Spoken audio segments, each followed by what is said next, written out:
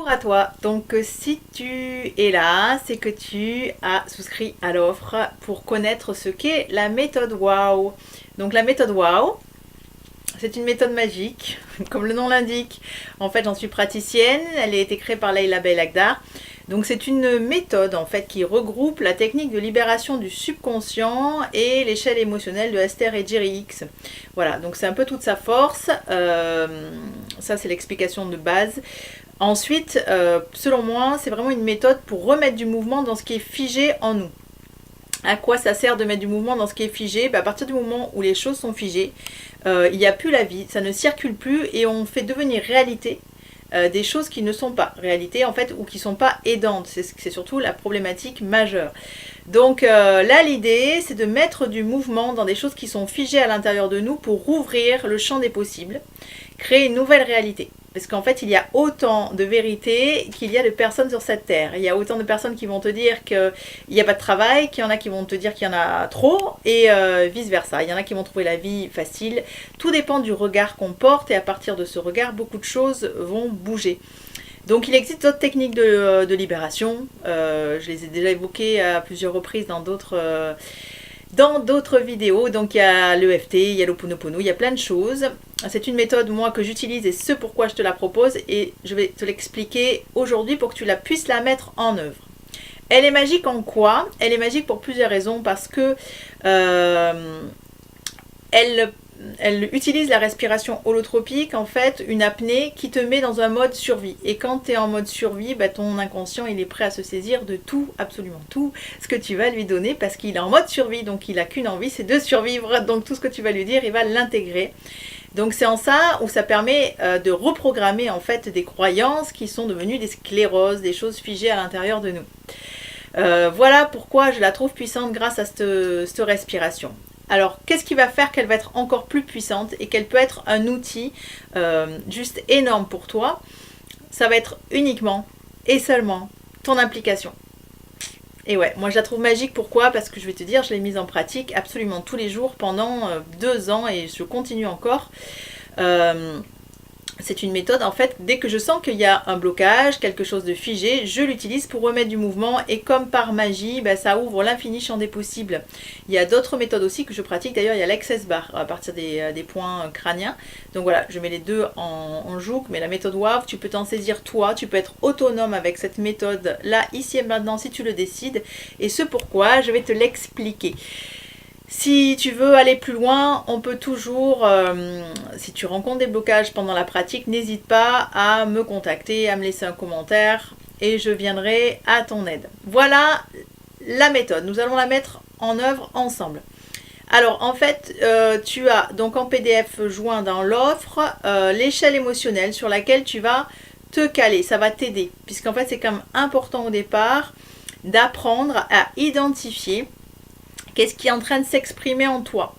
Alors ça, on en est coupé, hein, on n'a pas été éduqué à ça, mais c'est important maintenant que tu reprennes conscience que tu es un corps physique, que ce corps physique dépend de ton corps éthérique, la manière dont tu gères ton énergie, la manière dont tu dors, la manière dont tu manges, que ce corps éthérique est lui-même impacté par tes émotions. Et si tu ne sais pas quelle émotion va prendre le gouvernail du bateau ou est là, ça va être compliqué de comprendre la source, en fait, la couche de base qui a déclenché la problématique ou la sclérose. Et ton corps émotionnel est impacté par quoi? Tes pensées. Tes pensées, le corps mental. Le corps mental, 60 000 pensées par jour, donc autant dire qu'il en défile. On a des pensées, la plupart inconscientes, qui appartiennent au transgénérationnel, au conditionnement, aux projections qu'on a par les pubs, etc., etc. Donc on a très peu en fait de pensées que nous choisissons vraiment. Et ce pourquoi la force de la méditation, puisque la méditation induit ça, induit le fait de focaliser à un moment donné sur quelque chose, nourrir quelque chose un temps. Donc soit faire le vide, soit quelque chose qu'on veut construire. C'est ce focus qui va donner la force de la pensée, dont Mikhail Omram, Mikhail Ivanov parle d'ailleurs. Et ensuite, ce corps mental est impacté par évidemment tes expériences que tu vas vivre dans ton quotidien, c'est-à-dire et on le fait devenir réalité. Ce que j'ai vécu hier, comme ça s'est passé comme ça hier, ben, j'estime qu'aujourd'hui ça va être la même. Et en fait, pas du tout, en fonction de la façon, la manière dont tu vas penser, la manière dont les choses vont arriver, en fait, tout peut se passer complètement différemment. Voilà, donc c'est important de revoir d'avoir cette vision des poupées russes. Donc ton échelle émotionnelle pour revenir à ça, sentir quand c'est colère qui s'exprime. Et c'est important, la méthode WOW permet aussi ça, c'est de réintégrer en fait ces parties de nous, réintégrer nos parties qui s'expriment. Donc on nous a souvent dit, bah colère, il faut absolument pas être en colère, il faut gérer sa colère. Il n'y a rien à gérer du tout. Il y a à accueillir ce qui est colère. En fait, notre partie colère, elle est au service de la justice. Quand colère est là, c'est qu'il y a une injustice flagrante, quelque chose qu'on ressent comme une injustice. Soit on a interféré sur notre libre arbitre, notre pouvoir créateur en nous imposant quelque chose qui n'était pas juste. C'est souvent ça, colère. Donc c'est important en fait d'aller accueillir la partie qui s'exprime. D'abord l'émotion et qui est liée à une partie. Ensuite, il y a tout ce qui est culpabilité, etc., etc. Donc, tu prends ton échelle émotionnelle que tu as en PDF, je te l'énonce. Tu as donc tout ce qui est chagrin, impuissance, de l'ordre de la victime. On est là dans l'illusion, on est dans l'illusion de la triade bourreau, victime, sauveur. Je vais y revenir. Ensuite, tu as tout ce qui est culpabilité, honte, humiliation, qui ne t'appartient pas forcément, mais qui va être là, enfin qui va revivre. Tu as tout ce qui est de l'ordre de la jalousie, de la haine, de la rage, de la colère, de la vengeance. Tu revois toute ton échelle émotionnelle. Voilà, en fait, tout ce que tu vas faire bouger en toi, tu vas le faire bouger dans le monde. C'est énorme hein, ce que je dis, mais c'est exactement ça. C'est-à-dire que Gandhi le disait, tout ce que tu veux voir changer dans ce monde, change-le d'abord en toi, et c'est la même. En fait, tout le travail est un mot, le chemin, l'exploration, la discipline, la régularité que nous allons faire vers nous-mêmes, tout le monde en profite. Donc quand tu bouges quelque chose pour toi, tu permets aux autres de le changer aussi. Tu deviens source d'inspiration en le bougeant à l'intérieur de toi. Voilà. Et on aide les autres, non pas en leur disant ce qu'ils ont à faire, mais en inspirant les autres.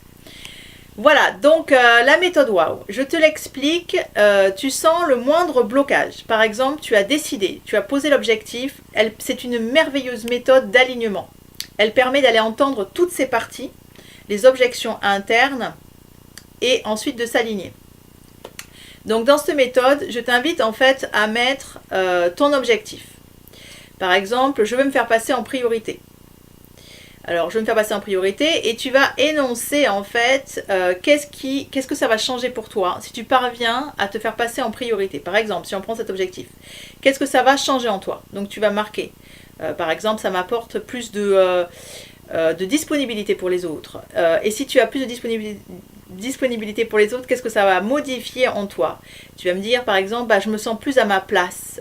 Et quand tu te sens plus à ta place, en quoi c'est important pour toi d'être plus à ta place? Et tu vas me dire, en fait j'ai plus d'énergie. À partir du moment où je me sens à ma place, je sens que l'énergie, elle vient de sources connues, inconnues, et je me recharge en permanence.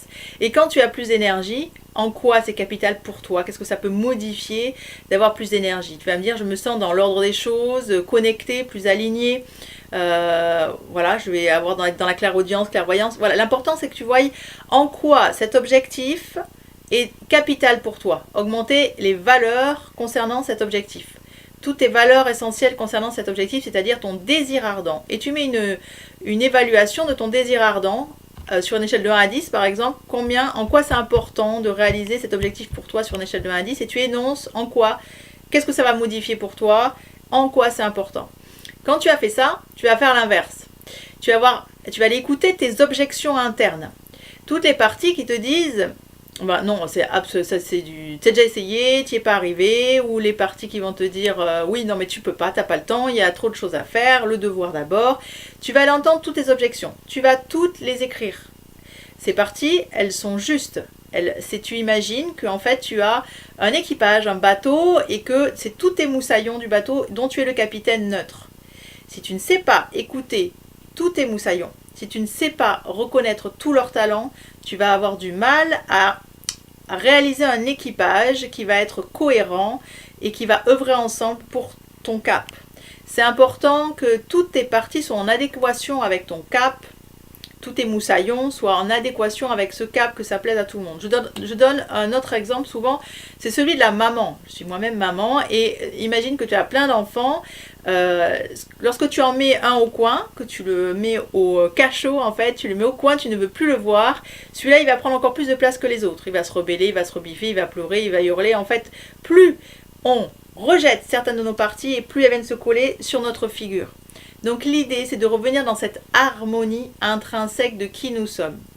Nous sommes un savant mélange d'ombre et de lumière. Nous sommes une richesse énorme, faite de parties qui veulent avancer, d'autres qui veulent reculer, mais elles ont leur bonne intention de reculer. Certaines, par exemple, au service du cerveau reptilien, on va dire, au service des peurs, qu'est-ce qu'elles veulent? Elles veulent éviter qu'on soit en danger et elles veulent assurer notre survie. C'est quand même quelque chose de louable et légitime. Il y a peur, elle n'est pas à jeter à la poubelle. C'est juste que c'est pas à elle de venir gouverner le bateau, de lui faire prendre toute la place. Et plus on va résister à cette partie, et plus elle va venir s'afficher au gouvernail du bateau. Pour la colère, c'est la même.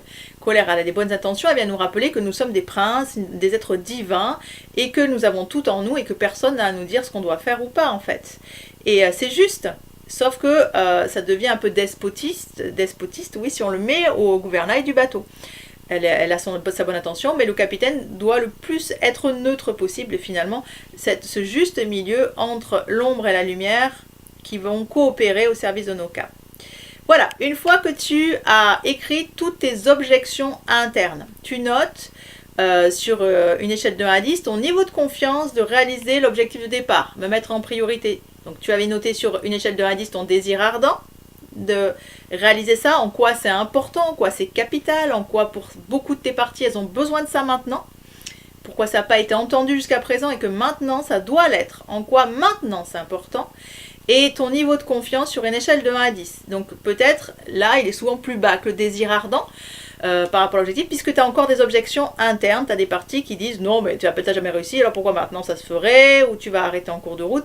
C'est important d'en prendre conscience, donc ton niveau de confiance est peut-être à 5 ou 6, note-le. Ce sont tes objections. L'idée, c'est d'harmoniser ton désir ardent avec ton niveau de confiance, d'harmoniser toutes les parties de ton bateau qui ne sont pas en adéquation avec cet objectif pour leur bonne raison, d'aller les entendre, les accueillir et ensuite d'harmoniser tout ça. Comment tu fais donc avec cette méthode WOW? Tu vas inspirer par la bouche ouverte pendant 4 temps. C'est parti, inspire. Bloque ta respiration pendant 4 temps. 1, 2, 3, 4. Expire le plus fortement possible. Tu vas refaire la même chose et tu vas maintenir la rétention à plein. Donc inspire. Tu bloques ta respiration et pendant cette rétention à plein, tu énonces « Je m'aime, je libère et je lâche tous les blocages, les freins, les pensées, les croyances, des vies passées, présentes, en lien avec... » Et tu lis ta première phrase d'objection. Par exemple, tu n'as jamais réussi d'habitude. Et tu vas faire comme ça avec toutes tes objections, pour l'instant, sans trop chercher à réfléchir. Laisse-toi vivre et sentir. Inspire profondément.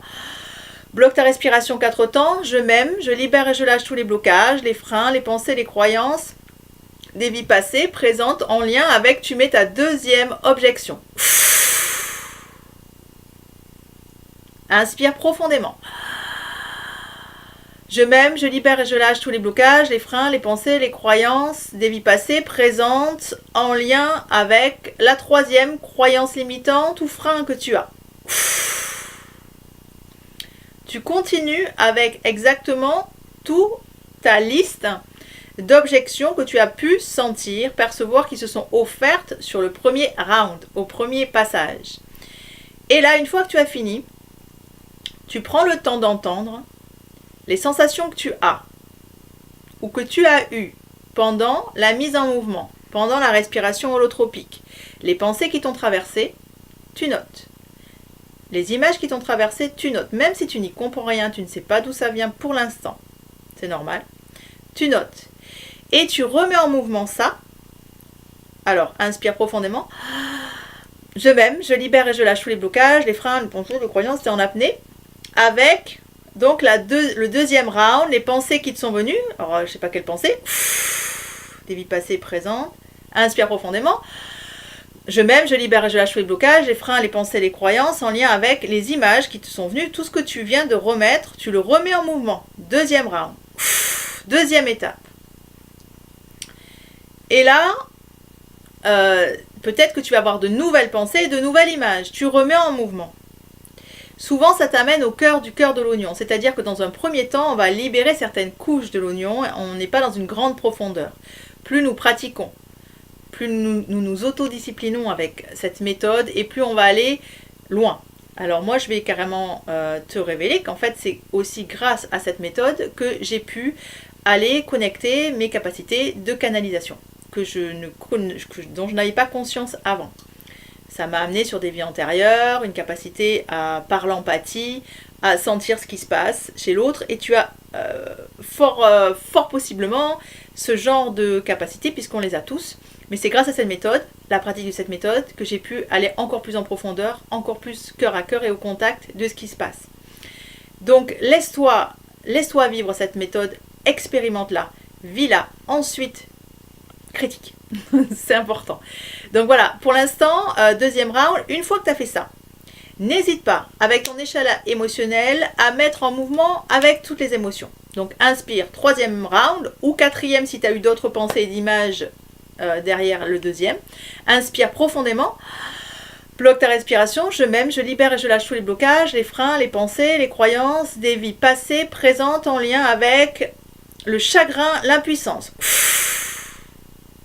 Et éventuellement une pensée qui s'était greffée avec ce chagrin et cette impuissance. Inspire profondément.